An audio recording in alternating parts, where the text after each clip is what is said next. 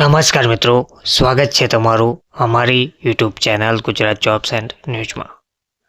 મિત્રો, આંગણવાડી અને આશા વર્કરો માટે વહેલી સવારે સરકારે મહિલા દિવસ પહેલાં જ ખુશીના સમાચાર આપ્યા છે।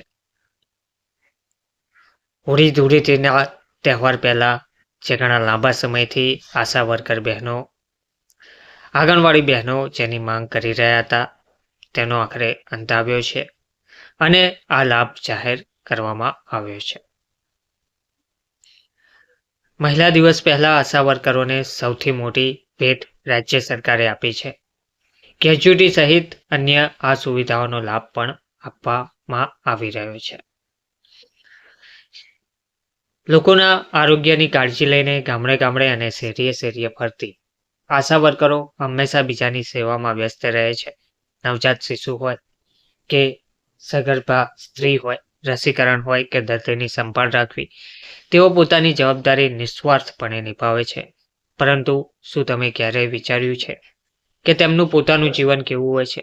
ઓછા પગાર, અનિશ્ચિત ભવિષ્ય અને કોઈ આર્થિક સુરક્ષા સાથે તેઓ દિવસ રાત મહેનત કરે છે। હવે રાજ્ય સરકારે તેમની મહેનતને માન્યતા આપી છે। પ્રથમ વખત કોઈ રાજ્યએ આશા વર્કરોને ગ્રેજ્યુટી અને અન્ય સુવિધાઓ આપવાનો ઐતિહાસિક નિર્ણય લીધો છે। આશા વર્કરો માટે ગ્રેજ્યુટી યોજના લાગુ કરવામાં આવી રહી છે। આશા વર્કર માટે ગ્રેજ્યુટી પેમેન્ટની જાહેરાત કરનાર રાજ્ય દેશનું પ્રથમ રાજ્ય બન્યું છે। મુખ્યમંત્રી એન ચંદ્રબાબુ નાયડુની સરકારે આ પગલું ભરીને પોતાનું ચૂંટણી વચન પૂરું કર્યું છે। આ નિર્ણયનો ઉદ્દેશ્ય આશા વર્કરોની આર્થિક સુરક્ષાને મજબૂત કરવાનો અને તેમની કામ કરવાની સ્થિતિમાં સુધારો કરવાનો છે। આશા વર્કરો ગામડાઓ અને શહેરોમાં આરોગ્ય સેવાઓનો એક મહત્વપૂર્ણ ભાગ છે, તેથી સરકારે તેમના માટે વધુ સારી સુવિધાઓ ઉપલબ્ધ કરાવવા પહેલ કરી છે। તો દેશમાં સૌથી વધુ વેતન આપતું રાજ્ય પણ આ બન્યું છે।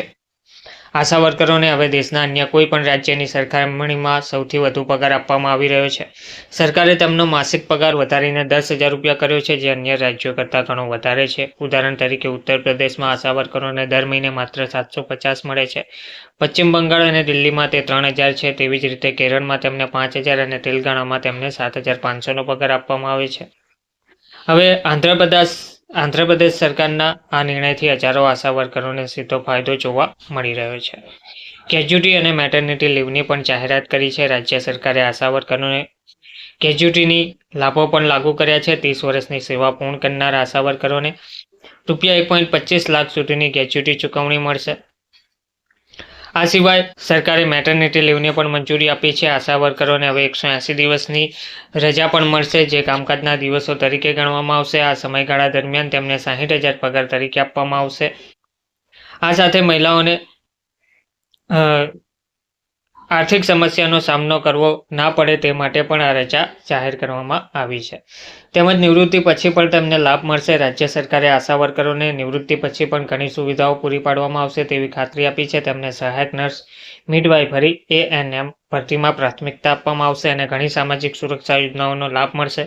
મુખ્યમંત્રી ચંદ્રબાબુ નાયડુએ આરોગ્ય વિભાગની સમીક્ષા બેઠકમાં આ નિર્ણયોને મંજૂરી આપી હતી। આરોગ્ય મંત્રી સત્યકુમાર યાદવે કહ્યું છે કે સરકારના આ નિર્ણયોથી આશા વર્કરોને આર્થિક સ્થિરતા મળશે અને તેમના સમર્પણને માન્યતા આપવામાં આવશે। આંધ્રપ્રદેશ રાજ્ય સરકારના આ પગલાંથી દેશભરમાં પ્રશંસા થઈ રહી છે। ધન્યવાદ।